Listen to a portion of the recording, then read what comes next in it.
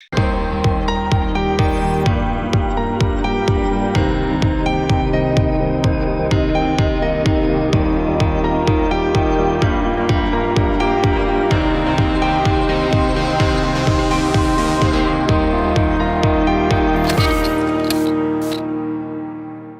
Hello everyone, welcome to our channel. So बच्चे लोग, हम लोग पढ़ रहे हैं क्लास 12 बिजनेस स्टडीज के अंदर chapter number 2 principles of management. और बहुत ही बेहतरीन तरीके से हमने लास्ट क्लास में इस चैप्टर को स्टार्ट किया। हमने इस चैप्टर का इंट्रोडक्शन लिया कि फर्स्ट चैप्टर जो मैनेजमेंट के ऊपर बेस्ड था, अब ये सेकंड चैप्टर जो प्रिंसिपल्स ऑफ मैनेजमेंट के ऊपर बेस्ड है, ये हमें क्या बता रहा है। तो एक बहुत ही छोटा सा इंट्रोडक्शन था जो हमने लास्ट क्लास में लिया बच्चे, एंड आई होप कि आप सभी लोगों को लास्ट क्लास में जो भी कुछ हमने पढ़ा वो अच्छे से आप लोगों को क्लियर होगा। ठीक है, तो अब हम चलते हैं इस चैप्टर के आगे के टॉपिक्स की तरफ। बट उससे भी पहले हम लोग क्या लेते हैं, हम लोग लेते हैं एक quick recap of the last class. और प्लीज आप लोग कमेंट बॉक्स में भी जो भी आपने लास्ट क्लास में पढ़ा होता है एक बार उसको रिकॉल कर लिया करो, ताकि आप भी ये देख सको कि आपको लास्ट क्लास का कितना याद है। ठीक है, सो कमेंट्स जो होते हैं वो बहुत ज़रूरी होते हैं। मैंने आपको लास्ट क्लास में बताया था कि वो बहुत ही बड़ा मोटिवेशनल सोर्स होता है किसी एक टीचर के लिए भी, जब उसे अपने बच्चों से ये पता चलता है कि जो वो टीचर मेहनत कर रहा है अपने बच्चों के लिए, अगर वो उसकी मेहनत सक्सेसफुल हो रही है इन टर्म्स ऑफ कि बच्चे को पढ़ाया वो समझ आ रहा है, तो उसके लिए भी वो एक मोटिवेशनल सोर्स की तरह वर्क करता है। ठीक है बेटा, तो लास्ट क्लास में हम लोगों ने स्टार्टिंग के 3 टॉपिक कवर अप किए। डेफिनेशन, प्रिंसिपल ऑफ मैनेजमेंट का comparison with the principle of pure science, techniques and values and the characteristics of principles of management. ठीक है जी, तो सबसे पहले हमने मैनेजमेंट के अंदर यहाँ पर प्रिंसिपल ऑफ मैनेजमेंट में उसकी डेफिनेशन पढ़ी कि क्या होते हैं principle of management. These are the broad and general guidelines for decision making and behaviour of the manager. कि ये किसी भी ऑर्गेनाइजेशन में काम करते टाइम मैनेजर्स को कभी कभी कुछ गाइडलाइंस की जरूरत पड़ती है, कुछ सजेशंस की जरूरत पड़ती है। उन्हें चाहिए कि कोई आए और उन्हें कुछ बता के जाए, तो वहीं पे वो प्रिंसिपल ऑफ मैनेजमेंट उनकी हेल्प करते हैं डिसीजन लेने में और उनके बिहेवियर को इन्फ्लुएंस करने में। फिर हमने कंपैरिजन किया प्रिंसिपल ऑफ मैनेजमेंट का प्रिंसिपल ऑफ प्योर साइंस के साथ, जहां पर हमने ये देखा कि प्रिंसिपल ऑफ प्योर साइंस तो रिजिड होते हैं जबकि ये फ्लैक्सिबल होते हैं, ये बिल्कुल एब्सोल्यूट इन नेचर होते हैं, जबकि ये अनप्रिडिक्टेबल ह्यूमन बिहेवियर के साथ डील कर रहे हैं, तो ये अपनी सिचुएशन के अकॉर्डिंग बदले जा सकते हैं। इनका इन्वायरमेंट चेंज से कोई लेना देना नहीं है कि बिजनेस इन्वायरमेंट में क्या हो रहा है, ये चेंज नहीं होते, बट बिजनेस इन्वायरमेंट के साथ इनको बदलना पड़ता है। उसके बाद यही हमने फिर उसके बाद डिफरेंस सीखा मैनेजमेंट टेक्निक्स के साथ। तो यहाँ तो हमें पता ही है कि ये मैनेजमेंट प्रिंसिपल जो है ये गाइडलाइंस है, बट ये कुछ प्रोसीजर है कि किसी भी काम को करने के लिए कुछ टेक्निक्स यूज होती है, कोई प्रोसीजर होता है, तो वो टेक्निक्स है। ठीक है, बट ये फ्लैक्सिबल नहीं है, ये फ्लैक्सिबल है। फिर इसी का कंपैरिजन हमने वैल्यू से किया कि ये तो चलो गाइडलाइंस है डिसीजन मेकिंग के लिए, ये कुछ जनरल रूल्स है जो हमें सोसाइटी में रहते हुए फॉलो करने पड़ते हैं, जो कॉमन प्रैक्टिस से आते हैं, यानी कि जैसे जैसे आप सोसाइटी के साथ रह रहे हो वैसे वैसे अपने आप ही आपके अंदर वो वैल्यूज डेवलप हो जाती हैं। बट ये रिसर्च वर्क के बाद ही आप इसको यूज कर सकते हो, इसीलिए ये टेक्निकल है और ये एथिकल है। फिर उसके बाद अगला हमने टॉपिक पढ़ा था, एक इंपॉर्टेंट टॉपिक था characteristics and features of principle of management, जिसके लिए हमने ये पढ़ा अंडर ग्रेजुएट बॉयज कॉलेज की कैंटीन में फ्रूटी और फेंटा पीने गए। तो मैं नहीं बताऊंगी अभी फिलहाल आपको ये पॉइंट्स क्या हैं, वीडियो पॉज करिए और अपने आप इनके जो पॉइंट्स हैं वो अपने आप लिखिए, देखो आपको कितना याद है। हर क्लास में बेटा पीछे का रिकॉल करना बहुत ज़रूरी है। ठीक है, और अगर किसी बच्चे ने फर्स्ट लेक्चर अटेंड नहीं किया है तो बेटा प्लीज़ फर्स्ट लेक्चर को भी ज़रूर अटेंड कर लीजिएगा। ठीक है, चलिए अब उसके बाद हम लोगों ने देखा कि यूनिवर्सल एप्लीकेबिलिटी यू से था, जिसने ये बताया कि मैनेजमेंट प्रिंसिपल हर तरीके के ऑर्गेनाइजेशन में अप्लाई किए जा सकते हैं। जनरल गाइडलाइन सही आपकी किसी भी बिजनेस प्रॉब्लम का रेडीमेड सॉल्यूशन नहीं है, ये जस्ट आपको क्या दे रहा है, गाइडेंस दे रहा है कि आप ऐसा कर सकते हैं। कैसे करना है, उसके अंदर कोई चेंजेस लाने हैं, वो आपके ऊपर है। उसके बाद हमने पढ़ा कि ये प्रैक्टिस और एक्सपेरिमेंट से ही डेवलप होते हैं, यानी कि ऐसा नहीं है कि रातों रात डेवलप हुए हैं, कुछ एक्सपेरिमेंट्स हुए हैं, कुछ ऑब्जर्वेशन हुए हैं, तब जाके हमने मैनेजमेंट प्रिंसिपल्स को बनाया है। फ्लैक्सिबल होते हैं क्योंकि बिजनेस एनवायरनमेंट बदल रहा है, ह्यूमन बिहेवियर के साथ हम लोग डील करते हैं, तो एज पर द सिचुएशन हमें इसको चेंज करना पड़ता है। कॉन्टिंजेंट, बट चेंज के साथ हम ये कहेंगे कि इसको हमें सिचुएशन के अकॉर्डिंग लगाना पड़ता है। सिचुएशनल बेस्ड होते हैं कि जैसी अभी फिलहाल सिचुएशन चल रही है उसी के अकॉर्डिंग आपको काम करना पड़ेगा। ठीक है, अच्छा उसके बाद बिहेवियरल होते हैं क्योंकि ह्यूमन बींग्स के साथ डील करते हैं, तो यहाँ पर जो मैनेजमेंट प्रिंसिपल्स होते हैं वो बिहेवियरल इन नेचर होते हैं। ये एस्टैब्लिश करते हैं एक relationship between the human and material resources. फिर उसके बाद हमने पढ़ा कॉज और इफेक्ट रिलेशनशिप होता है कि हर एक प्रिंसिपल एक कारण है और उससे मिलने वाला रिजल्ट उसका इफेक्ट, यानी कि हर कोई प्रिंसिपल ऑफ मैनेजमेंट आपको एक रिजल्ट देकर जाता है। तो ये था अब तक लास्ट क्लास का ओवरव्यू जो हम लोगों ने पढ़ा। बेटा आज हम लोग स्टार्ट करेंगे सिग्निफिकेंस ऑफ मैनेजमेंट वाला topic, one of the most important topic जो बहुत बार एग्जाम में 6 मार्क्स के लिए पूछा जाता है। ये टॉपिक भी डायरेक्ट क्वेश्चन के लिए इंपॉर्टेंट होता है। अब तक जितने भी PYQs अगर आप देखेंगे, हम लोग PYQs भी डिस्कस करेंगे एक सही टाइम पर, तो PYQs के अंदर भी आप ये चीज़ ऑब्जर्व करेंगे कि बहुत बार ये जो क्वेश्चन है ये केस स्टडी में तो नहीं बट हाँ डायरेक्ट पूछा जाता है और पॉइंटर्स भी वो खुद ही देते हैं कि यही वाला एक्सप्लेन करना है। तो अगर आप सोचेंगे ये नहीं पढ़ के जाते, ये नहीं पढ़ के जाते, तो ऐसा नहीं चलेगा। ठीक है बेटा, तो सिग्निफिकेंस ऑफ मैनेजमेंट प्रिंसिपल्स के लिए अब आपको क्या याद रखना है? अब आपको मम्मी को खुश करना है। सो आपकी मम्मी ने आप लोगों के लिए बहुत सारी अपने माइंड में चीज़ें सोच कर रखी हुई होंगी कि मेरा बेटा या मेरा बेटी ये सब करेंगे, बड़े होकर इतना नाम कमाएंगे, बड़े होकर एक सक्सेसफुल पर्सन बनेंगे। तो बस हमारा जो आज का significance of principle of management है वो इसी चीज़ को दर्शाता है, that fulfilling the moms insights into reality, कि तुम्हारी जो मम्मी तुम्हारे लिए इतना सब कुछ सोच रही है, तो उनके दिल में, उनके दिमाग में जो तुम्हारे लिए अच्छे अच्छे ड्रीम्स हैं कि तुम बहुत सक्सेसफुल इंसान बनो आगे जाके, तो बस उसी चीज़ को रियलिटी में कन्वर्ट करने में मदद करेंगे क्या? हमारे प्रिंसिपल्स ऑफ मैनेजमेंट, और वही हमारी एक्रोनिम है fulfilling the moms insights into reality. तो बेटा क्या है ये पॉइंटर्स, अब मैं जरा आपको बता देती हूँ। इसमें सबसे पहले फुलफिलिंग तो हमारा पॉइंट ही है, एक बिल्कुल डायरेक्टली पॉइंट है ये हमारा, ये है फुलफिलिंग सोशल रिस्पॉन्सिबिलिटी। ठीक है, फुलफिलिंग से क्या है? Fulfilling social responsibility.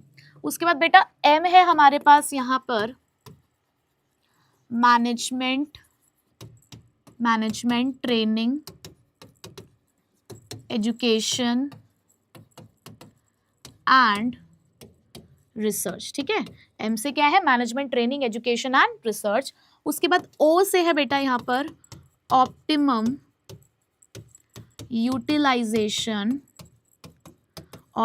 Utilisation of resources. अपनी समरी नोटबुक लेके बैठा करो और उसको साथ साथ बनाया करो और मुझे थोड़ा सा बता दिया करो कि आप कहाँ तक पहुँच चुके हो उसमें। And effective administration. ठीक है, so optimum utilisation of resources and effective administration. फिर उसके बाद एम आया meeting changing business environment requirements. ठीक है, मीटिंग चेंजिंग एनवायरमेंट रिक्वायरमेंट्स। ठीक, फिर उसके बाद बेटा एस से क्या है हमारे पास? यहाँ तक आप सभी लोगों लिख रहे हैं ना बेटा, साथ साथ लिखते हुए चलना है, ऐसे काम नहीं चलेगा। उसके बाद एस से है हमारे पास साइंटिफिक, एस से है बेटा हमारे पास क्या? साइंटिफिक डिसीजन, साथ साथ लिखो, साइंटिफिक डिसीजन। हो सकता है किसी बुक में साइंटिफिक एंड थॉटफुल डिसीजंस भी लिखा हुआ हो, तो उससे कोई फर्क नहीं पड़ता। इनसाइट्स के लिए हमारे पास पॉइंट होता है provides useful insights into reality. तो ये लास्ट का तो मैंने यूज कर ही लिया अपने एक्रोनिम में, provides useful insights into reality. तो बेटा ये वो पॉइंट्स हैं जो हमें किसमें पढ़ने हैं? सिग्निफिकेंस ऑफ मैनेजमेंट प्रिंसिपल में। ठीक है, आई होप आप लोगों ने भी साथ साथ लिख लिया होगा। चलो अब आगे बढ़ते हैं हम लोग। अब स्टार्ट करते हैं अपने पहले पॉइंट के साथ। पहले समझेंगे, फिर उसके बाद हम एक एक लाइन में आपको यहाँ पे समझाऊंगी, क्योंकि देखो बेटा मैंने आपको पहले ही बताया था कि मैं एनसीईआरटी को फोकस करती हूँ और उनकी जो की लाइंस होती है वो ज़रूर यहाँ पर लिख रही होती हूँ, तो इसलिए कुछ बच्चों को डिफ़िकल्ट लग रहा है। मैंने कमेंट्स पढ़े तो कुछ बच्चों को लग रहा है कि मैम थोड़े से जो नोट्स हैं वो उसकी जो लैंग्वेज है वो टफ है। आई अग्री कि आपको लग रहा होगा कुछ कुछ लैंग्वेज, क्योंकि आप लोगों को हो सकता है कुछ रेफरेंस बुक से पढ़ने की हैबिट हो, बट मैं यहाँ पर एनसीईआरटी को ही फॉलो करती हूँ ज़्यादातर, उसी की लाइंस। तो बेटा आप क्या कर सकते हैं, हैं, अगर आपको कोई पर्टिकुलर वर्ड जो है वो टिपिकल लगता है तो आप उसका एक सिमिलर वर्ड भी यूज़ कर सकते हो। या ठीक है, ऐसा कोई बाउंडेशन नहीं है आपके ऊपर कि आपको सेम जो यहाँ पे मैंने नोट्स लिखे हैं वही लिखने हैं, आप अपने अकॉर्डिंग भी उसको मॉडिफाई करके लिख सकते हो, ठीक है। बस जो मैं कीवर्ड और की पॉइंट्स बताती हूँ उसका थोड़ा सा आप ध्यान रखिएगा कि वो चीज़ आप लोगों के नोट्स में होनी चाहिए, ठीक है। तो पहले समझ लेते हैं, फिर मैं आपको एक एक चीज़ का यहाँ पर मतलब बताऊंगी कि वो क्या लिखा हुआ है। पहली चीज, provide useful insights into reality. देखो क्या होता है, हम जब अपनी लाइफ को आज यहाँ पर जी रहे हैं तो हम सभी लोगों की जिंदगी में कोई ना कोई ऐसा ख्वाब होता है जिसे पूरा करने की हम सभी लोग कोशिश करते हैं।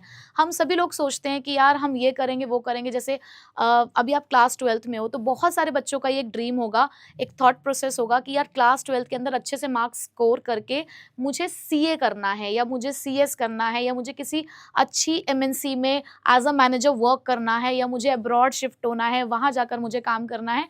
तो ऐसे ना जाने कितने सारे ही थॉट्स आप सभी लोगों के माइंड में होंगे, ठीक। अब आप अपने उस ड्रीम को रियलिटी में कब कन्वर्ट कर पाओगे? जो सोच है आपकी, जो आपके माइंड में चीज़ें चल रही हैं, उसको आप रियलिटी में कब कन्वर्ट कर पाएंगे बच्चे? जब आप उसके बारे में पढ़ेंगे। सपोज करो कि कोई चाहता है कि मैं बड़े होकर एक बहुत अच्छा कोरियोग्राफर बनूं, जरूरी थोड़ी कि हर कोई एकेडमिक फील्ड में जाता है, अपने अपने इंटरेस्ट लेवल होता है हर किसी का। तो किसी को कोरियोग्राफर बनना है। अब कोरियोग्राफर बनने के लिए देखो ठीक है, ये स्किल्स हमारे अंदर ऑलरेडी एग्जिस्ट करते हैं, बट उसको उस लेवल तक ले जाने के लिए कहीं ना कहीं आपको उसकी अंडरस्टैंडिंग लेवल डेवलप करना पड़ेगा, कहीं ना कहीं आपको उसकी नॉलेज लेनी पड़ेगी। तो आप लोग क्या करते हो, कोर्स को ज्वाइन करते हो। आप सीए, चलो सीए भी बन रहे हो तो सीए के लिए भी थोड़ा ना कि ऐसे कोई भी जिसको अकाउंटेंसी जिसकी अच्छी होगी बस वो सारे लोग सीए बन जाते हैं, नहीं। आप एक पर्टिकुलर एक कोर्स ज्वाइन करते हो, मॉड्यूल वाइज आप उसको क्लियर करते हो, तब जाकर आप उस फील्ड में एंटर कर पाते हो ना। तो बेटे यही यहाँ पर ये बात समझाई जा रही है कि मैनेजमेंट प्रिंसिपल कहता है कि जो भी तुमने थॉट प्रोसेस रखा हुआ है ना, जो भी तुम्हारी थिंकिंग है, उसको रियलिटी में हम कन्वर्ट करके देंगे। हम आपकी नॉलेज, आपकी एबिलिटी, आपका अंडरस्टैंडिंग लेवल बिल्डअप करके देंगे। बात समझ आ रही है? ठीक है। तो पहली लाइन देखो यही कहती है, एडहेरेंस और ओबीडियंस, आप इसकी जगह ये वर्ड भी यूज कर सकते हो, ओबीडियंस टू दीज प्रिंसिपल, यहां से अंडरलाइन करेंगे, will add to their knowledge, ability and understanding of the managerial situation and circumstances. बच्चे आपको पता है कि जब आप आगे जाके बीबीए या फिर एमबीए या फिर बीएमएस जैसे मैनेजमेंट कोर्सेज अगर आप करते हैं तो वहां पर आपकी इंटर्नशिप होती है ना। अब वो इंटर्नशिप क्यों होती है? आपने सारे पेपर क्लियर कर लिए लेकिन तब भी आपको कंपनीज में जाकर इंटर्नशिप करनी पड़ती है। क्यों? क्योंकि जो हमने ऑन पेपर पढ़ा है वो प्रैक्टिकली कैसे अप्लाई हो रहा है ये तो हमें तब पता चलेगा ना जब रियलिटी में हम उस चीज को फेस करेंगे। कहते हैं ना कि जिसके ऊपर बीत रही होती है उसे ही पता होता है, जो प्रैक्टिकली उस चीज को फेस कर रहा होता है।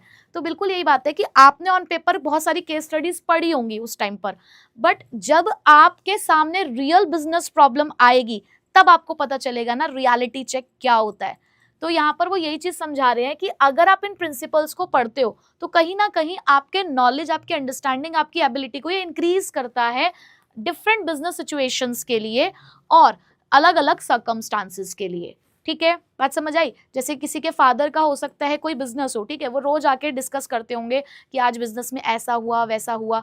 अब उसके फादर को, अब उन फादर को भी पता था कि मेरा बेटा ही आगे जाके मेरा ये बिजनेस संभालने वाला है। तो वो क्या करते थे, जब पता था कि संडे को बच्चे की छुट्टी होती है तो हर संडे ना उसको अपने साथ लेकर जाते थे। अब जब हर संडे उसको अपने साथ लेकर जाते थे तो रोज मतलब हर संडे उसको एक एक काम सौंप देते थे। कभी कोई सा काम सौंप दिया अपने बिजनेस रिलेटेड, कभी कोई सा काम सौंप दिया। क्यों?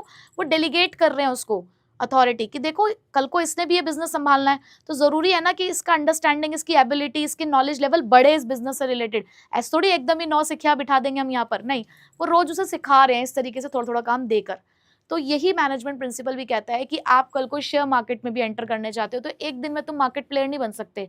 तुम पहले उसका कोर्स करो, सारी चीज़ों को समझो, तब जाकर एंटर करो। ठीक है, तो बस यही बात यहाँ पर भी सिखाई गई है। आगे क्या लिखा हुआ है, it will enable the managers to learn from the past mistake. देखो भैया, वो इंसान ही क्या जो गलती ना करे। गलतियां करना बहुत जरूरी है। मैं तो यही कहती हूँ कि ऐसा कोई इंसान नहीं है जो गलती ना करता हो, और जो गलती ना करता हो वो कुछ नहीं सीख रहा अपनी जिंदगी में। गलतियां करना बहुत जरूरी है, but never repeat the same mistake again. पर दोबारा उस सेम मिस्टेक को रिपीट मत करो। हर दिन एक नई गलती करो और हर दिन उस नई गलती से सीखो। सपोज करो तुमने अपनी ज़िंदगी में 11th क्लास में तुमसे गलती हुई कि जब 11th क्लास की स्टार्टिंग हुई तो तुमने बहुतों से सुना हुआ था, अरे 11th तो ऐसे ही हो जाती है, अरे 11th तो ऐसे ही हो जाती है। और तुम 11th में एंटर होते ही हीरो बन गए, और हीरो बनते हुए तुम एक अलग ट्रैक पे चले गए। तुमने कहा कि पहले चलो अपनी लव स्टोरी सेट कर लेते हैं, पढ़ाई वढ़ाई तो होती रहेगी, 12th में पढ़ेंगे आराम से, अभी 11th में थोड़ा ये काम कर लेते हैं।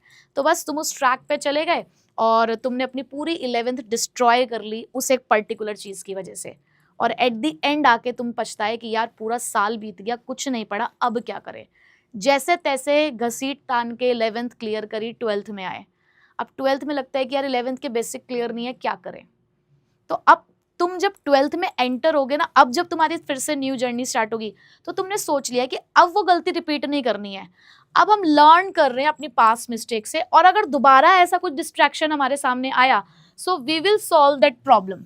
हम क्विकली उस चीज के लिए क्या करेंगे, हम बैक हो जाएंगे, मतलब हम नहीं जाएंगे कि हमें अब ये काम नहीं करना, इसको कोई ना कोई और सॉल्यूशन निकाल लेंगे। तो मैनेजमेंट प्रिंसिपल भी यही बताता है कि जब आप बिजनेस के अंदर काम कर रहे होते हो, तो यहाँ पर हो सकता है आपने कभी कोई एक प्रिंसिपल अप्लाई किया, आपको रिजल्ट नहीं मिला, तो वो आपकी मिस्टेक बन गया। बट अब जैसे जैसे आपके सामने वो प्रॉब्लम आती जाएगी, क्योंकि आप सीख चुके हो अपने मिस्टेक से, तो अब आप उन प्रॉब्लम्स को क्विकली सॉल्व करना सीख जाओगे। जैसे कि मैंने बोला कि एक फादर अपने बेटे को लेकर गए थे दुकान पे, अब क्या हुआ कि जब बेटा उस काम को कर रहा था, तो वो भी तो नया है ना, वो गलतियां कर रहा था, बट जब वो एक गलती एक बार कर चुका होगा, तो दोबारा उसके सामने जब वो सेम सिचुएशन आती होगी, तो वो उस गलती को फिर रिपीट नहीं करेगा, वो सीख चुका है कि अब क्या करना है, ठीक है। तो अब वो उस प्रॉब्लम का सोल्यूशन जल्दी जल्दी निकाल रहा होगा। So management principle increases the managerial efficiency.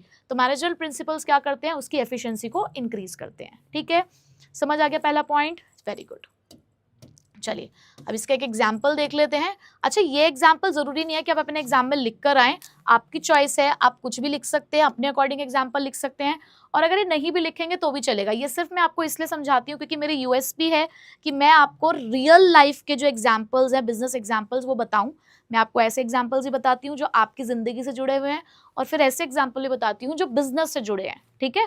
देखो, तो बिग बाजार को अगर हम ऑब्जर्व करें, सभी लोग मुझे बताएंगे कि बिग बाजार का अब नाम क्या है, ठीक है। ये बिग बाजार अब बिग बाजार नहीं रहा है, इसका एक नया नाम है, वो आप मुझे बताएंगे कि वो क्या है।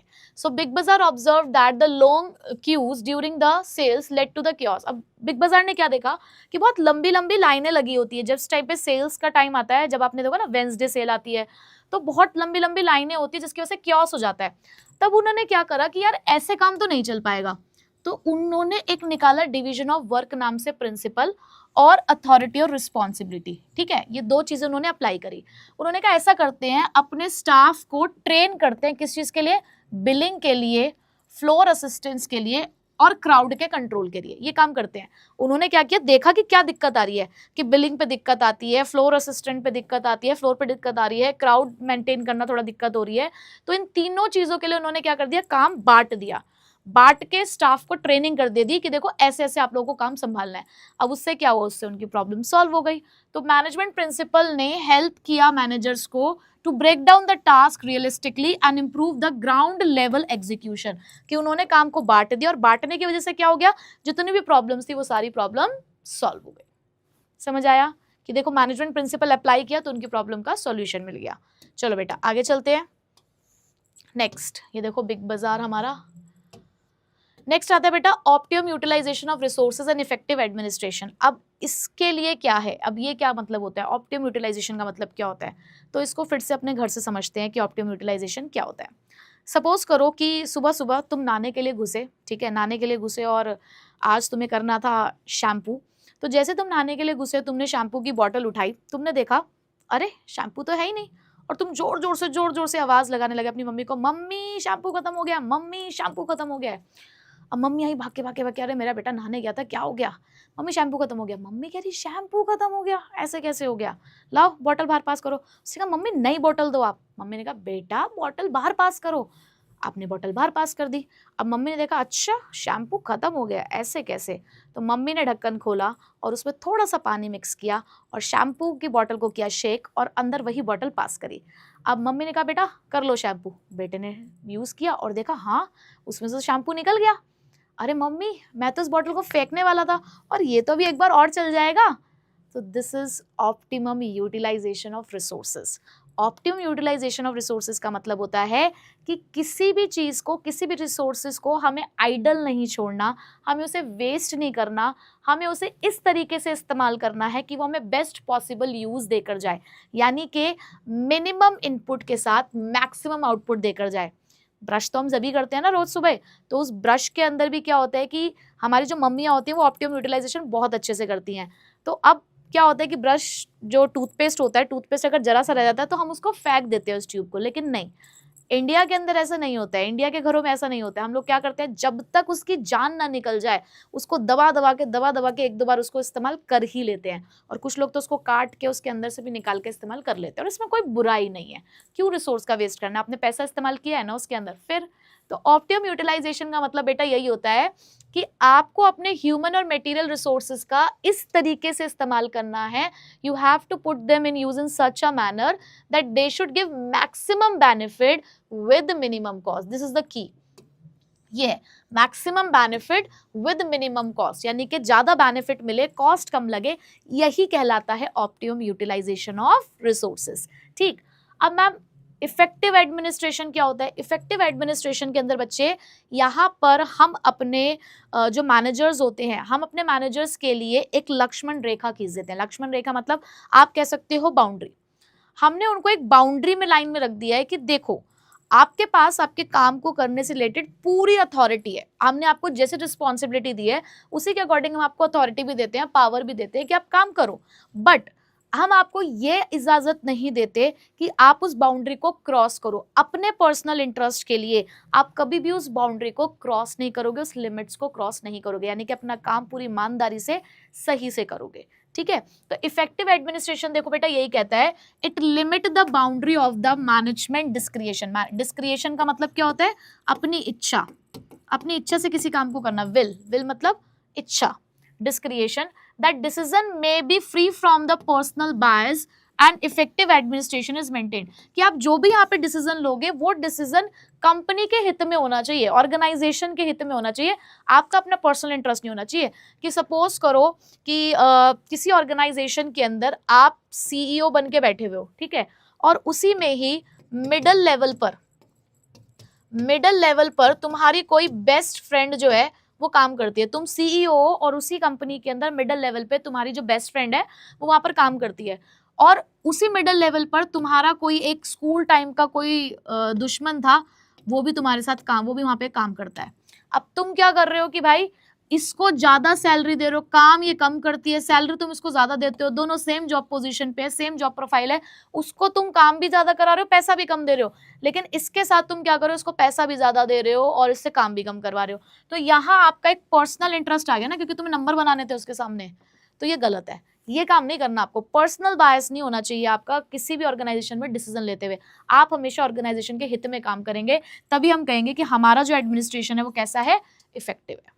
ठीक है बेटा, चलो आगे चलते हैं। अब नेक्स्ट आता है हमारे पास अब इसका एग्जाम्पल। अरे भैया चलो, इंडिगो एयरलाइन से रिलेटेड यहाँ पर भी कुछ ऐसा ही हुआ। देखो क्या हुआ, इंडिगो अप्लाई करता है प्रिंसिपल ऑफ ऑर्डर। एक हमारा ऑर्डर प्रिंसिपल होता है। ऑर्डर प्रिंसिपल का मतलब होता है बेटा, अब इसे इतना समझो कि सभी चीजें अपनी जगह पर हो, सभी लोग सभी चीजें अपनी जगह पर हो। तो वो लोग क्या करते हैं कि भाई सेफ्टी किट से लेकर स्नैक्स तक सभी चीजें जो है वो अपनी अपनी जगह पर होती हैं। जो स्टाफ होता है वो भी अपनी अपनी ड्यूटी परफॉर्म करता है कि हमने आपको काम बता दिया, हमने आपको आपकी जगह बता दी, सब अपने अपने जगह पर अपना अपना काम करते रहें। ठीक है, ये हमने इसी तरीके से इफेक्टिव एडमिनिस्ट्रेशन करना है। तो इससे क्या होगा, जो भी टाइम होता है फ्लाइट्स के बीच में वो रिड्यूस हो जाएगा, इफेक्टिव एडमिनिस्ट्रेशन होगा, क्योंकि जब सभी लोगों को अपना अपना रोल और सारा सामान अपनी अपनी जगह पर होगा और सिस्टमैटिकली इस्तेमाल होगा, तो अपने आप ही आपका जो एडमिनिस्ट्रेशन है, जो आपका काम है, वो सही तरीके से हो जाएगा। तो हमारी जो इंडिगो एयरलाइंस है वो भी इस चीज़ को इस्तेमाल करती है। ठीक, एग्जाम्पल सिर्फ मैं आपकी नॉलेज के लिए बता रही हूँ, आपकी इच्छा है आप इन एग्जाम्पल्स को लिखें या ना लिखें, ये कंपलसरी नहीं है। ठीक है, वीडियो लेक्चर देख रहे हो ना, मुझे नीचे कमेंट करके बताना कि कौन से मिनट में आपको ये वीडियो पोर्शन दिखाई दे रहा है। इससे मुझे पता लगेगा कि आपने पूरा वीडियो ध्यान से देखा कि नहीं। आपके कमेंट का मैं नीचे इंतजार कर रहा हूँ। चलो, पर ये वाले जो पॉइंट्स मैंने यहाँ लिखे हुए हैं ये जरूर आपको लिखने हैं। ठीक है, चलो अगला है साइंटिफिक एंड थॉटफुल डिसीजन। अब साइंटिफिक एंड थॉटफुल डिसीजन का मतलब क्या है यहाँ पर कुछ भी ऐसा नहीं है कि हिट एंड ट्रायल मेथड पे है कि हमें आज एक डिसीजन लेने जाना है बिजनेस के अंदर, हमने एक कॉइन उछाला, अच्छा हेड आएगा तो ये करेंगे, टेल आएगा तो ये करेंगे, अच्छा तुम्हें हमने रखना है अपने यहाँ पर, चलो हेड आया तो तुम्हारी कंपनी में एम्प्लॉय हो, नहीं आया तो तुम चले जाना। ऐसे थोड़ी होता है यहाँ पे ऑर्गेनाइजेशन में काम। यहाँ पर लॉजिक्स पे काम होता है, लॉजिक्स पे। हम यहाँ पर सारे काम किस पे करते हैं? लॉजिक पे करते हैं। कोई ब्लाइंड फेथ नहीं है, आंखों पे पट्टी बांध के हम यहाँ पे काम नहीं कर रहे कि फॉर एग्जाम्पल हमारा कोई एक प्रोडक्शन मैनेजर है, ठीक है, अब उस प्रोडक्शन मैनेजर को हमने एक टास्क दिया, वो बहुत टाइम से हमारे यहाँ पे काम करता है, तो जब हम उसको कोई भी रॉ मटेरियल दे रहे थे, एक particular amount of raw material दे रहे थे, तो उससे वो हमें 1000 यूनिट बनाकर दे देता था, अब तक ये चल रहा था। बट अब कुछ टाइम से वो उसी रॉ मटेरियल में हमें 990 यूनिट्स बनाकर दे रहा है, ठीक है, 990 यूनिट्स। तो हमने उससे पूछा कि भाई एक बात बताओ, अब तक उसी सेम रॉ मटेरियल से आप हमें 1000 यूनिट बना के दे रहे थे, और अब आप उसी सेम रॉ मटेरियल से हमें सिर्फ 990 यूनिट बना कर दे रहे हो, ये 10 यूनिट जा कहाँ रही है? तो उसने कहा कि जी ऐसा है, रॉ मटेरियल पीछे से ही कम आता है। अब मैं क्या करूं, ऐसा मैंने रॉ मटेरियल को मेजर तो किया नहीं, जितना जैसे आता है मैं तो उतने हिसाब से बना देता हूँ, पता नहीं क्यों 10 यूनिट हमेशा ही कम बन रही हैं, ऐसे ही हो रहा है, इतना ही आ रहा है रॉ मटेरियल। अब क्या हम आंख बंद करके उसकी इस बात पे विश्वास कर लें? नहीं, we will try to find out the reason कि क्या रीजन है। तो जब हमने रीजन देखा तो रीजन से हमें ये पता चला कि वो जो प्रोडक्शन मैनेजर था वो उन 10 यूनिट को कहीं और जाकर इस्तेमाल कर रहा था। तो अब देखो, हमने ब्लाइंड फेथ नहीं किया, हमने लॉजिक पे वर्क किया कि क्या रीजन हो सकता है 10 यूनिट्स, हर बारी 10 यूनिट्स कैसे? अगर रॉ मटेरियल कम भी आ रहा है तो हर बार सिर्फ 10 का क्यों कमा रहा है? ऐसा भी तो हो सकता है ना, कभी 10 का कमाए, कभी 9 का कमाए, कभी 8 का कमाए, डिफेक्टिव भी निकल रही होंगी, तो हर बार सेम यूनिट डिफेक्टिव कैसे निकल रही है? तो हमने लॉजिक पे वर्क किया, हमने ब्लाइंड फेथ पे काम यहाँ पर नहीं किया। तो बच्चे यही बात बताते हैं principle of management, that all the decisions, कि यहाँ पर हम जितने भी डिसीजंस लेते हैं they are taken on the basis of the principles which are free from the बायस।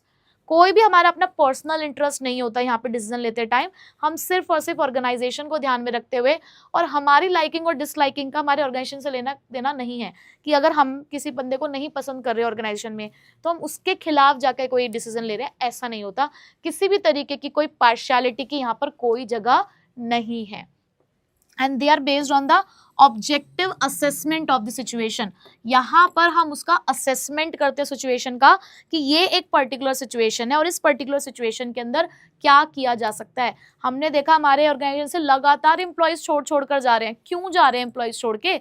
हमें इस चीज़ का असेसमेंट करना है, तो डिसीजन लेना है कि ऐसी क्या चीज़ है जो एम्प्लॉयज लगातार छोड़ के जा रहे हैं। तो हमें ये पता चला एम्प्लॉयज इसलिए छोड़कर जा रहे हैं कि बाहर कहीं पर उनको जो पे है वो अच्छी मिल रही है फॉर द सेम वर्क, यहाँ पर उनको वो अच्छी पे नहीं मिल रही है, वो खुश नहीं है अपनी पे से, तो कहीं ना कहीं हमें इस चीज़ पे वर्क करना होगा कि हम उनकी पे को क्या कर दें, इंक्रीज कर दें, ठीक है। तो हम यहाँ पर इम्फेसाइज करते हैं on the logic rather than on blind faith. ये जो मैंने बॉक्स में डाले ये सारे हमारे क्या है, की पॉइंट्स हैं जो आपको पढ़ने हैं, ठीक है।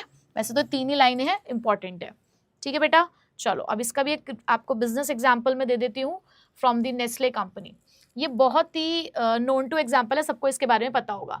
हम सभी को पता है कि हमारी प्यारी मैगी एक टाइम पर बैन हो गई थी, है ना। एक टाइम पर हमारी मैगी के साथ बहुत बुरा हुआ कि मैगी को बैन कर दिया गया। उसके कुछ जब लेबोरेटरी में टेस्टिंग हुई तो उसमें कुछ ऐसे इंग्रेडिएंट्स पाए गए जिसका जो मात्रा थी वो नॉर्मल से ज़्यादा हुई, जिसकी वजह से मैगी को बैन कर दिया गया। मतलब इतनी फेमस नूडल हर घर में जो पाई जाती है, हर समय हर किसी के घर में मैगी ज़रूर अवेलेबल होती है ना। तो आप सब लोग ही मुझे बताइए कि आपको मैगी पसंद है? मुझे तो बहुत पसंद है। तो हर जगह पर ये मिलती है। अब जब एक डिसीजन ऐसा आया जहाँ पर मैगी को बैन कर दिया गया, सारे रिटेल आउटलेट से इनकी जो भी इनका सेल था, जो लॉट था, वो वापस मंगवा लिया गया। घरों में लोग इतना पैनिक हो गए कि लोगों ने हो सकता है एक दिन पहले उन्होंने वो सेम पैकेट से मैगी निकाल के खाई हो, बट रिमेनिंग उन्होंने क्या करा, फेंक दिया, डंप कर दिया। बट स्टिल यहाँ पर अब एक ऐसी कंपनी जिसका ऐसा प्रोडक्ट जो पूरे देश भर में इतना प्यार बटोरता है लोगों से और इतनी अच्छी सेल है, अगर उसको एकदम से बैन कर दिया जाए तो तुम सोच भी नहीं सकते कि उस कंपनी पे उस चीज़ का कितना बड़ा इम्पैक्ट पड़ेगा। पर क्या उस कंपनी ने उस टाइम पर इमोशनल होकर सोचा? इमोशनल हो गई वो कंपनी? नहीं। आपने देखा होगा कितने पॉजिटिव आर्टिकल्स आ रहे थे उस टाइम पे भी मैगी से रिलेटेड कि मैगी आपकी थी, आपकी है और आपकी ही रहेगी। और उन्होंने इस चीज को साइंटिफिकली उन्होंने डिसीजन लिया, उन्होंने कलेक्ट किए, फिर लैब रिपोर्ट्स कलेक्ट किए, खुद से एनालाइज किए सेफ्टी डाटा को और स्ट्रैटेजिक डिसीजन बनाए ताकि वो अपने ब्रांड को फिर से कॉन्फिडेंस के साथ लॉन्च कर सके। और यही रीजन था कि फिर से पूरी इज्जत के साथ मैगी वापस आई। बैन हो जाने के बाद भी मैगी हमारे सामने वापस आई। इवन देखो रेट्स भी बढ़ गए, तब भी हम सब लोगों ने उस चीज को एक्सेप्ट किया, पूरे खुले दिल से एक्सेप्ट किया। क्यों? क्योंकि उन्होंने साइंटिफिक डिसीजन लिया। उस टाइम पे वो इमोशनल नहीं हुए, उन्होंने कोई अपना पर्सनल इंटरेस्ट यहाँ पे नहीं दिखाया। तो मैनेजमेंट प्रिंसिपल्स जो होते हैं वो हेल्प करते हैं कि क्राइसिस के टाइम पे भी आप किस तरीके से सही डिसीजन ले सकते हो। ठीक है बेटा, तो ये वाला एग्जाम्पल तो सबको याद रहेगा क्योंकि ये हमसे रिलेटेड था। Next, meeting changing environment requirement. अब ये प्रिंसिपल ये कहता है, क्योंकि हम पढ़ चुके हैं कि मैनेजमेंट प्रिंसिपल बेटा फ्लेक्सिबल होते हैं, हमें चेंज करना पड़ता है। और सीधी सी बात है, अगर आप सेम तरीके से काम करते रहोगे तो आप कब तक सरवाइव करोगे मार्केट के अंदर? नहीं कर सकते। अब देखो कोविड की सिचुएशन आई, अब किसी ने कभी भी नहीं सोचा होगा कि स्कूल भी ऑनलाइन चल सकता है, कभी नहीं सोचा होगा। देखो बाहर के देशों में होता है, ऑनलाइन क्लासेस पहले भी चलती थी, लेकिन स्कूल इस तरीके से चलाया जा सकता है ये कभी किसी ने नहीं सोचा था। तो अगर कोई स्कूल ऐसा था जिसने जूम क्लासेस को एक्सेप्ट नहीं किया, जिन्होंने ऑनलाइन क्लासेस को एक्सेप्ट नहीं किया, तो वहां से बच्चों ने अपने एडमिशन्स विड्रॉ करा लिए। जब उन्हें ये दिखा कि यहाँ तो पढ़ाई हो ही नहीं रही है, तो उन्होंने एडमिशन्स विड्रॉ करा लिए। बट वो स्कूल्स जिन्होंने टाइम से सिचुएशन को देखा कि ऐसी पेंडेमिक आ चुकी है और ये इतनी जल्दी तो खत्म होने वाली नहीं है और इससे हमारे बच्चों की एजुकेशन पे फर्क पड़ेगा, या कह सकते हो उनके स्कूल पर भी फर्क पड़ेगा, तो उन्होंने तुरंत इस चीज को एक्सेप्ट किया, देखा कि कैसे ऑनलाइन एजुकेशन हो सकती है, वो कौन कौन सी इक्विपमेंट है, कौन कौन सी चीजें हैं हम जो कर सकते हैं जिससे हम अपने, चाहे अब ये पेंडेमिक 1 साल चले 2 साल चले, तब तक हम अपने स्कूल को इस तरीके से रन कर सकते हैं। और इवन सिर्फ मैं स्कूल्स की ये बात नहीं करूंगी, ऑफिसेज भी हुए ऑनलाइन, बहुत सारी चीजें ऐसी थी जो ऑनलाइन होनी शुरू हो गई जो हमने नहीं सोचा था। बट अगर कोई सोचे कि नहीं यार मैं तो नहीं बदलूंगा, जब कोरोना वायरस जाएगा तो जाएगा, हम तो तभी करेंगे, तो क्या वो बिजनेस बच पाए होंगे? नहीं, वो बिजनेस आज कहीं दिख भी नहीं रहे होंगे। तो बेटा अगर सिचुएशन के साथ आप चीजों को नहीं बदलोगे तो मार्केट में आपका जो बिजनेस है वो कहीं नहीं टिकने वाला, उसे कोई नहीं देखेगा। तो मैं तो तुम्हें हमेशा ये बात समझाती हूँ ना कि बदल जाओ, वक्त के साथ तुम भी बदल जाओ, जैसे लोग वैसे हो जाओ, जैसी दुनिया वैसे हो जाओ, बस गलत नहीं करना कुछ भी, अच्छी चीजों के लिए मैं चेंजेस की बात कर रही हूँ कि अच्छी चीज के लिए बदलो। अगर टेक्नोलॉजी वाइज बदलो, खुद को अपडेट करो, अपग्रेड करो टाइम टू टाइम, क्योंकि अगर आप पुरानी तरीके से चीजों को चलाते रहेंगे तो वो ज्यादा लंबे समय तक आप मार्केट में नहीं टिक पाओगे। ठीक है, तो प्रिंसिपल ऑफ मैनेजमेंट आपको यही समझाता है बेटा that you have to modified according to the needs of the environment. बहुत सारे आपने मोबाइल फोन कंपनीज देखी होंगी जो पहले के टाइम पे थी, अब के टाइम पे नहीं चल रही है। क्यों, कहाँ गायब हो गई वो, क्यों नहीं है आज के टाइम पे वो? क्योंकि उन्होंने वक्त के साथ चीजें नहीं बदली। आप देखो हमारा एप्पल है ना, एप्पल के मोबाइल फोन्स आते हैं, आईफोन है हमारा, जब भी वो आता है एक नए फीचर के साथ आता है। ठीक है, सैमसंग है, वीवो है, ये लोग कितने मॉडल्स यहाँ पर निकालते हैं, हर आए दिन एक नए फीचर के साथ ये लोग एक मॉडल को लॉन्च कर रहे हैं। बट कुछ मोबाइल फोन कंपनीज जो टाइम से ये काम नहीं कर रही हैं, आज मार्केट में उनकी डिमांड भी कम है, और कुछ कंपनीज तो आकर बंद भी हो गई, किसी को पता भी नहीं चला। ठीक है, आप लोगों ने पता नहीं उन कंपनीज का नाम कभी सुना भी होगा या नहीं सुना होगा। स्पाइस मोबाइल आता था, लावा मोबाइल आता था, एलजी तक के मोबाइल आते थे, सोनी इरिक्सन करके मोबाइल आता था सोनी कंपनी का, तो ये गए। क्यों? क्योंकि ये नहीं बदल पाया अपने आप को वक्त के साथ, तो वैनिश हो गए ना मार्केट से। तो मैनेजमेंट प्रिंसिपल ये सिखाता है कि आपको बदलना होगा। सो पीओएम यानी कि principle of management are flexible in nature. अब इसका एग्जांपल अगर हम जोमेटो से लें तो देखो जोमेटो ने क्या किया ड्यूरिंग द कोविड लॉकडाउन, कि जब कोविड आया, जोमेटो तो उससे पहले से चल रहा था, तो जोमेटो ने क्विकली ये देखा कि लोगों को अब सिर्फ खाना नहीं चाहिए घर पे। अब कोविड के टाइम पे तो रेस्टोरेंट्स तो बंद है, बट इसेंशियल कमोडिटीज तो सबको चाहिए भाई। जोमेटो एक ऐसी ऐप थी जो सिर्फ फूड डिलीवरी देती थी, है ना। अब कोविड के टाइम पे रेस्टोरेंट्स बंद हो गए तो फूड तो कोई नहीं मंगवाएगा, तो अब वो कंपनी कैसे चलेगी, अब उनका बिजनेस कैसे चलेगा? तो उन्हें लगा कि इसेंशियल्स तो सबको चाहिए, तो उन्होंने क्विकली जोमेटो ग्रोसरी ऐड किया, जिसकी वजह से उन्हें क्या मिला, उनको एक इनिशिएटिव मिला, एक डायरेक्शन उनको मिली, जहां पर जो उनकी टीम थी वो रीअलाइन हो गई और इसेंशियल चीजों की डिलीवरी करना उन्होंने शुरू कर दिया, जिसकी वजह से वो सर्वाइव कर पाए उस सिचुएशन में। तो बेटा आपको बदलना पड़ता है। So principle help them to adopt quickly to changing business environment. तो इस तरीके से प्रिंसिपल ऑफ मैनेजमेंट मदद करते हैं खुद को बदलने में। ठीक है, चलिए आगे चलते हैं हम लोग। नेक्स्ट ये देखो जी, जोमेटो वाले भैया okay, next, fulfilling the social responsibility. अब बेटा सोशल रिस्पॉन्सिबिलिटी पे आते हैं। हम यहाँ पर सोसाइटी के साथ डील करते हैं। हमारा जो बिजनेस है, कोई भी बिजनेस ऐसा नहीं है, कोई भी मैनेजमेंट ऐसा नहीं है जो सोसाइटी के बिना चला सकते हो। आप जब ऑर्गेनाइजेशन में काम भी कर रहे हो तो लोगों के साथ ही डील कर रहे हो, and people are the part of the society, है ना।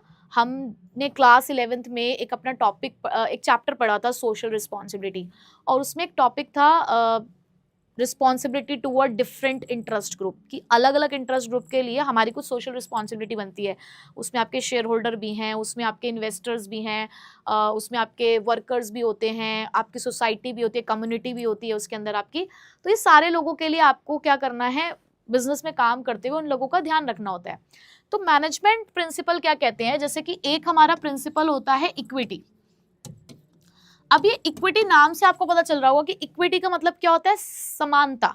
कि जितने भी लोग आपके यहाँ पर काम करते हैं, कि सपोज करो कोई एक मेल और कोई एक फीमेल, दोनों सेम जॉब पोजीशन पे वर्क करते हैं। जैसे मैंने अभी आपको पीछे भी एक एग्जांपल दिया, दोनों सेम जॉब पोजीशन पे वर्क करते हैं, दोनों का जॉब रोल्स भी सेम है, पोजीशन भी सेम है, तो दोनों की पे भी तो सेम होनी चाहिए।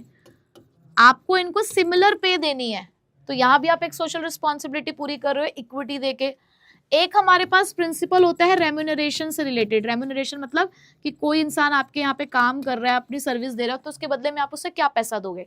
तो रेम्यूनरेशन कैसी होनी चाहिए, मैं खूब पैसा खर्च करके मैंने MBA करी, ठीक है, मैंने लगा दिए 6-7 लाख रुपए, MBA करी, अच्छी अच्छी यूनिवर्सिटी से करी, मैं गई किसी कंपनी में जॉब के लिए, मैंने कहा जी हाँ बताइए अब मेरे को कितना पे देंगे, कहते मैडम आपको 8,000 रुपये दे देंगे हम। 8,000 रुपये, मतलब यार ऐसी इज्जत के साथ बेइज्जती नहीं देखी होगी मैंने कभी, कि मैंने इतना पैसा खर्च करके यहाँ पर मैं आपके पास आई हूँ, मेरे स्किल्स देखो आप, और आप मुझे पे क्या ऑफर कर रहे हो 8,000। तो क्या ये सही पे है, क्या आप सोशली सही काम कर रहे हो, किसी के मेहनत के बदले में आप उसको कम पैसा दे रहे हो, तो ये भी तो गलत है ना।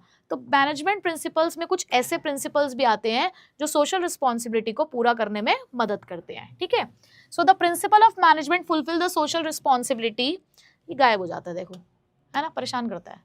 These principle of management fulfill the social responsibility by responding to the demand of the public. By demand जो है public की, उसके according हम काम करेंगे। जैसे कि paying the fair and just remuneration to the employee, अपने employee को fair और just यानी कि जितनी होनी चाहिए उतनी remuneration pay करना, social responsibility को पूरा करना, ये हमने पढ़ा भी था। अब टाटा ग्रुप इसमें क्या करती है, टाटा ग्रुप भी इक्विटी का प्रिंसिपल फॉलो करती है। कैसे, offering the equal opportunities to all the employees and they allocate a significant portion of the profit to the societal welfare by the Tata Trust. मतलब ये लोग क्या करते हैं, पहली बात तो ये इक्विटी का प्रिंसिपल फॉलो करते हैं कि सभी लोगों के साथ इनका जो बिहेवियर है वो इक्वल है, प्लस जो भी इनके पास प्रॉफिट होता है उसका कुछ परसेंटेज ये अपनी सोसाइटी के वेलफेयर पे खर्च करते हैं, यानी कि वही धर्म कर्म के काम, सोसाइटी से रिलेटेड काम करते हैं। तो यहाँ पर आप कह सकते हो कि business is not just about profit, business से प्रॉफिट कमाने के लिए नहीं होता, it is about giving the back and the management principles guide this balance. तो भैया आपको कहीं ना कहीं अपनी सोसाइटी को भी सपोर्ट करना पड़ता है, वरना लंबे समय तक नहीं टिक पाओगे, सोसाइटी तुम्हें भगा देगी, ठीक। चलो जी, ये हमारे टाटा ग्रुप के हो गए, रतन टाटा जी। नेक्स्ट हमारे पास आता है management education training and research. आप सभी लोगों ने बहुत सारे कोर्सेज का नाम सुना होगा, BBA, MBA, BMS, या चलो ये सब चीज़ें छोड़ो। कभी भी जैसे हम छोटे थे, हम बचपन में हम छोटे थे, बचपन में सब छोटे ही होते हैं, है ना। तो जब हम छोटे थे तो उस टाइम पे हमें ना सबसे पहले अगर हमें टेबल नहीं सिखाई गई थी, सबसे पहले हमें काउंटिंग सिखाई गई, काउंटिंग के बाद हमें प्लस माइनस मल्टीप्लिकेशन ये सब सिखाया गया, तब जाके हमें टेबल पढ़ाई। यानी कि उन्होंने हमें एक चीज़ सिखाई कि अगर आपको टेबल सीखनी है तो उसके लिए पहले ये बेस है कि पहले आप काउंटिंग सीखो, फिर ये मल्टीप्लिकेशन एडिशन ये सब सीखो, है ना। इसी तरीके से तुम मैनेजर बनना चाहते हो, है ना, तो मैनेजर बनने के लिए आपको उस मैनेजमेंट में कैसे काम करना है, उस मैनेजमेंट की गाइडलाइंस क्या है, ये तो पता होनी चाहिए। तो अगर आप कभी भी किसी मैनेजमेंट कोर्सेज में एंटर करते हो, लाइक योर BBA, MBA, या हमारे पास अब बहुत ही बढ़ता हुआ स्कोप है इसका BMS, ऐसे किसी मैनेजमेंट कोर्स के अंदर अगर आप एंटर करते हैं तो वहां पर आपके करिकुलम का पार्ट होता है प्रिंसिपल ऑफ मैनेजमेंट।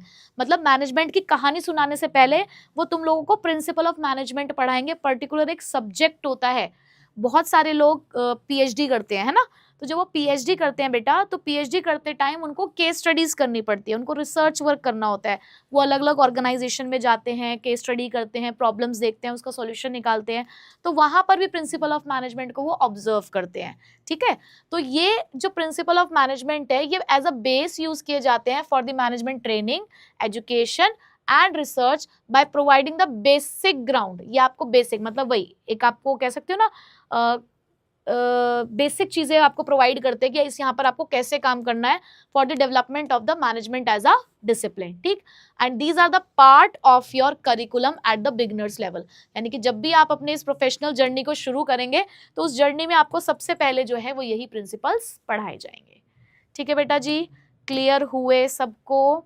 यहाँ हमने पढ़े अभी तक फिलहाल क्या हमने पढ़े? फिलहाल अपने 6 significance of principle of management. I hope कि आप सभी लोगों को क्लियर होगा, तो फटाफट से लिख दीजिए यस मैम, सिग्निफिकेंस हम लोगों को क्लियर है। ठीक है, और एक्रोनिम लिख दोगे तो मुझे और भी बहुत ज्यादा खुशी होगी। ठीक है, चलो अब चलते हैं हम लोग आगे।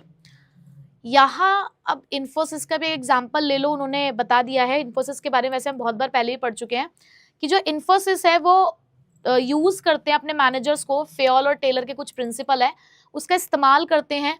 यहाँ पर वो हमेशा इन प्रिंसिपल्स को अपने यहाँ पे जो काम करने वाले एम्प्लॉयज हैं उनको सिखाते हैं। ठीक है, तो कहीं ना कहीं ट्रेनिंग का पार्ट है। अलग अलग ऑर्गेनाइजेशन भी जब अपने एम्प्लॉयज को ट्रेन करते हैं तो इन्हीं मैनेजमेंट प्रिंसिपल को इस्तेमाल करते हैं, जैसे कि हमारा इन्फोसिस करता है। ठीक है, तो ये एग्जाम्पल सिर्फ आपकी नॉलेज के लिए, आपकी इच्छा आप इसको यूज करें या ना करें। ठीक, चलो अब आते हैं असली मुद्दे पर।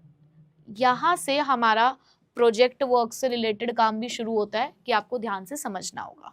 ठीक, चलो हम बार बार ये जो पढ़ रहे हैं principle of management, principal of management, अरे वो कौन लोग हैं जिसने हमें बताए हैं प्रिंसिपल ऑफ मैनेजमेंट? पहले तो हम यही जान लें कौन है वो जिसने हमारे लिए एक चैप्टर इंक्रीज कर दिया और इतने सारे प्रिंसिपल्स बना के हमें दे दिए हैं, वो गाइडलाइंस हमें बना के दे दिए हैं। तो बेटा इन 2 लोगों को आपको भूलना नहीं है, इनके चेहरे भी मैं आपको दिखाने वाली हूँ। इन 2 लोगों को तुम्हें भूलना नहीं है पूरे साल तक।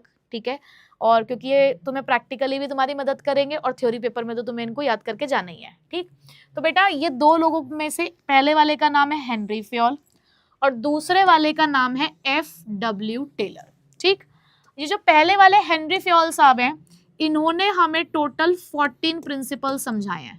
इन्होंने हमें टोटल 14 प्रिंसिपल्स यहाँ पर बनाकर दिए।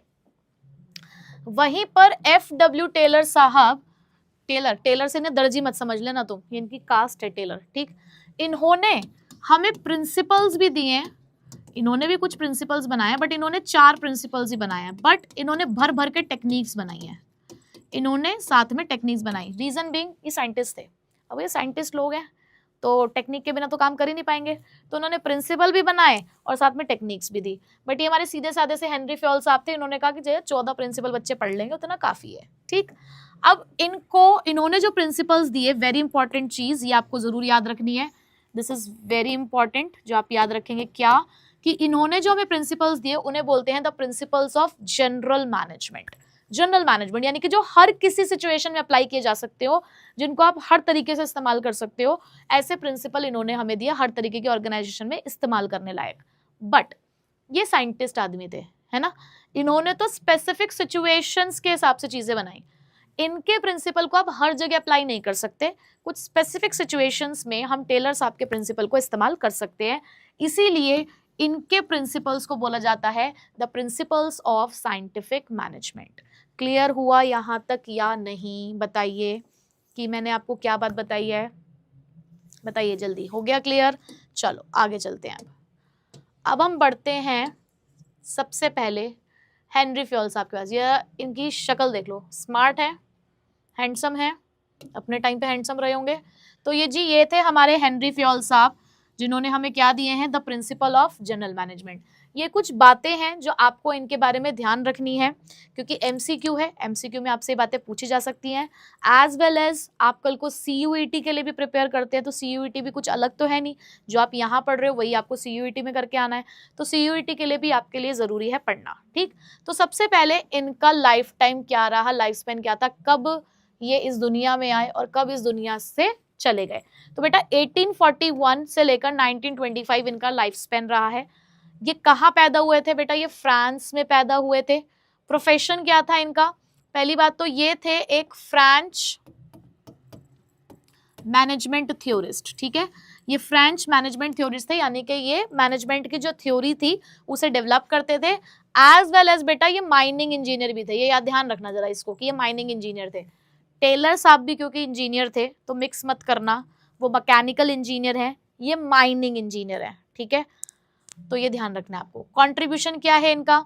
इनका कंट्रीब्यूशन है कि इन्होंने 14 प्रिंसिपल्स दिए हैं और 4 फंक्शंस दिए हैं मैनेजमेंट के। बट थोड़ी सी इनके बारे में मैं आपको एक बात बताना चाहती हूँ कि कैसे इन्होंने प्रिंसिपल्स डेवलप किए। बेटा हेनरी फ्योल साहब थे तो माइनिंग इंजीनियर, उन्होंने एक कंपनी को ज्वाइन किया था लगभग 1860 के अंदर। 1860 में उन्होंने कंपनी को ज्वाइन किया, और जब उन्होंने उस कंपनी को ज्वाइन किया तो एज अ माइनिंग इंजीनियर ही उन्होंने ज्वाइन किया था। और उस टाइम पे उस कंपनी के हालात बहुत ख़राब थे, कंपनी बैंकरप्ट हुई हुई थी, और ऐसे हालातों में इन्होंने कंपनी को ज्वाइन किया। अब फ्योल साहब जी ने देखा कि वो क्या सिचुएशंस हैं, क्या प्रॉब्लम है जिसकी वजह से कंपनी आगे नहीं बढ़ पा रही है। तो बस इसी ऑब्जर्वेशन के अंदर अंदर इन्होंने बहुत सारी चीज़ों का ऑब्जर्वेशन किया। उन्होंने देखा कि यार सारे लोग ही काम कि यहाँ पर जो काम है वो लोगों में सही से बटा हुआ नहीं है, किसी से ये कुछ भी करवा रहे हैं। आज कोई का जो ए पर्सन है वो ये काम कर रहा है तो कल को वो दूसरा काम कर रहा है, काम का बटना यहाँ पे सही नहीं है। किसी के पास रिस्पॉन्सिबिलिटी ज़्यादा है, उतनी अथॉरिटी नहीं है, तो किसी के पास अथॉरिटी ज़्यादा है, उतनी रिस्पॉन्सिबिलिटी नहीं है। डिसिप्लिन के साथ यहाँ काम ही नहीं हो रहा है, एक ही इंसान को 2-2 लोग ऑर्डर दे रहे हैं। तो उन्होंने बहुत सारी ऐसी चीज़ें ऑब्जर्व करी जो उस ऑर्गेनाइजेशन में गलत चल रही थी, और इन्हीं ऑब्जर्वेशन के साथ साथ ही उन्होंने वो 14 प्रिंसिपल्स ऑफ मैनेजमेंट यहाँ पर उन्होंने डेवलप किए, अप्लाई किए, और पता है आपको लगभग 1888 के अंदर वो उसी कंपनी के मैनेजिंग डायरेक्टर बन गए थे। उसी कंपनी के मैनेजिंग डायरेक्टर बन के फिर वो वहां से निकले और उस कंपनी को उन्होंने यहाँ से यहाँ तक पहुंचाया। तो ये वही बात है कि ये ऑब्जर्वेशन के बेसिस पर ही उन्होंने ये प्रिंसिपल्स इवॉल्व किए और उस कंपनी को बहुत आगे तक वो लेके गए। एट द सेम टाइम ये फ्योल साहब ही थे जिन्होंने हमें वो 4 फंक्शन जो अभी चैप्टर नंबर 1 के अंदर पढ़ के आए हैं वो इन्होंने ही हमें दिए। उसमें से कौन से? प्लानिंग, ऑर्गेनाइजिंग, डायरेक्टिंग और कंट्रोलिंग, ठीक है। और जो सबसे महत्वपूर्ण बात जो हमें ध्यान रखनी है, इंपॉर्टेंट बात, कि इसीलिए इन्हें बोला जाता है the father of management thought या the father of general management principle, कुछ भी कह सकते हैं आप। मतलब मैनेजमेंट थॉट कह लो, the father of general principle of general management कह लो, बात एक ही है। बट ध्यान रखना है कि ये किस चीज़ के फादर थे, the father of general management principle या मैनेजमेंट थॉट, ठीक है बेटा। याद रहेंगी ये कुछ बातें हमारे फ्योल साहब के बारे में, बिल्कुल ध्यान रखनी है, भूलना नहीं है स्मार्ट अंकल को, ठीक। चलो अब सबसे पहली चीज जो मुझे तुम्हें याद करानी है वो है 14 प्रिंसिपल ऑफ मैनेजमेंट के नाम, है ना। 14 प्रिंसिपल है, याद रखने हैं। वाइवा की भी तैयारी करते हुए चलना है हमें। तो वाइवा के अंदर मैडम जी आएंगी या सर जी आएंगे, वो आपसे पूछेंगे आपके एग्जामिनर कि हाँ जी बताओ 14 प्रिंसिपल के नाम कंठस्थ होंगे तुम्हें, जरा फटाफट से सुना दो। 14 के 14 प्रिंसिपल फटाफट से एक ही सांस में सुना के चले जाओ। अब उसमें बच्चा कई बार भूल जाता है तो बड़े स्टाइलिश वे में मैडम से कह देना कि मैडम 14 प्रिंसिपल ऑफ मैनेजमेंट, पप्पा से पूछना पड़ेगा क्या? Oh dad are you sure that CS is easy? वार्तालाप चल रहा था पिताजी और बेटे के बीच में, तो बेटा बोलता है oh dad are you sure that CS is easy? तो क्या है ये चीज़? यहीं पे छुपे हैं आपके 14 प्रिंसिपल्स ऑफ मैनेजमेंट। तो देखो ज़रा, मैं आपको सारे के सारे प्रिंसिपल्स यहाँ पर लिखवाती हूँ, मेरे साथ साथ यहाँ पर आप भी इसको लिखेंगे, ठीक है। तो बेटा सबसे पहले, ये फिर परेशान कर रहा है, तो बेटा सबसे पहले O से है हमारे पास क्या? ऑर्डर। फिर उसके बाद D से होता है हमारे पास क्या? डिवीजन ऑफ वर्क, ठीक। फिर उसके बाद A से होता है हमारे पास अथॉरिटी एंड रिस्पॉन्सिबिलिटी। क्या है हमारे पास A से? Authority and responsibility. बेटा D से है हमारे पास फिर से डिसिप्लिन।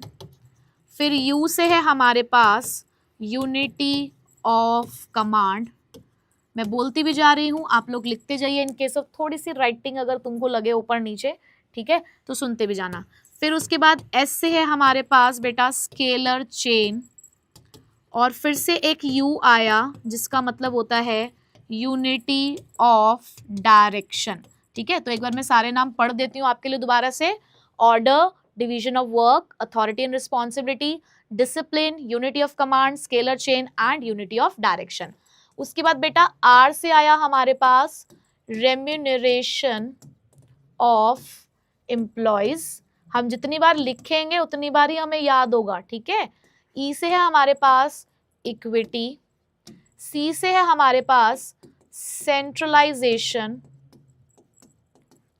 एंड डिसेंट्रलाइजेशन, ठीक है, सेंट्रलाइजेशन डिसेंट्रलाइजेशन। उसके बाद एस से है हमारे पास subordination of individual interest, subordination of individual interest to general interest. मैं भी तो आपके साथ साथ लिख रही हूँ ना पूरे 14 के 14 प्रिंसिपल्स, आप भी लिखो, एक बार लिखना बहुत ज़रूरी है।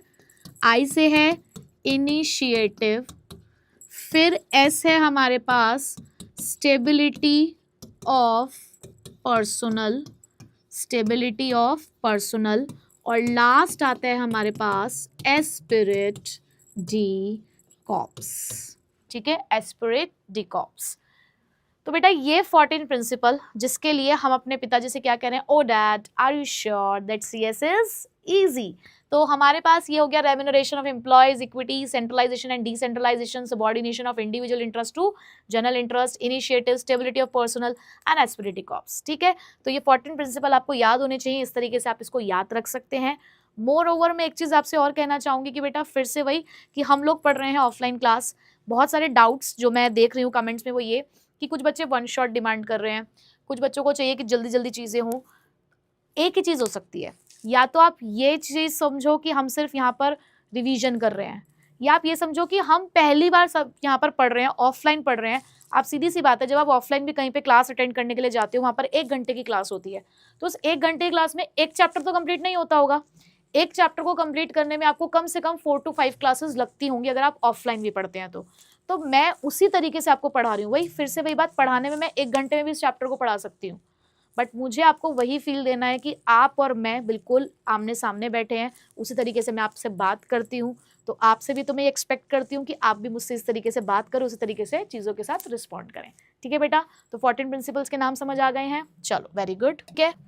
तो आज हम लोगों ने यहाँ पर 14 प्रिंसिपल्स ऑफ मैनेजमेंट तक का इंट्रोडक्शन ले लिया है। नेक्स्ट क्लास से हम लोग यहाँ पर प्रिंसिपल्स को पढ़ना शुरू करेंगे और बहुत ही बढ़िया तरीके से वो 14 प्रिंसिपल बहुत अच्छे अच्छे एग्जाम्पल्स के साथ हम लोग यहाँ पर कंप्लीट करेंगे। सो बच्चों मिलेंगे आपसे अब नेक्स्ट क्लास में आगे 14 प्रिंसिपल्स ऑफ मैनेजमेंट के साथ। थैंक यू सो मच इस लेक्चर को पूरा ध्यान से देखने के लिए। आई होप आपको ये पूरा वीडियो लेक्चर बहुत अच्छे से समझ आया होगा। मुझे कमेंट करके ज़रूर बताना कि क्या ये वीडियो लेक्चर आपको अच्छे से समझ आया, और अगर आपके मन में कोई भी डाउट है इस वीडियो के अंदर तो प्लीज़ मुझे कमेंट करना, मैं पूरी कोशिश करूँगा आपके रिप्लाई करने की। हमारे चैनल को सब्सक्राइब ज़रूर कर लेना, और यहाँ पर जो प्लेलिस्ट्स आ रही हैं उन्हें अच्छे से फॉलो करना, इसमें आपकी कंप्लीट प्रिपरेशन हो जाएगी। एंड जाने से पहले हमारे इन सोशल मीडिया अकाउंट्स पर मेरे साथ पर्सनली कनेक्ट हो सकते हो, और मुलाकात करूँगा अब आपसे आपकी नेक्स्ट वीडियो में।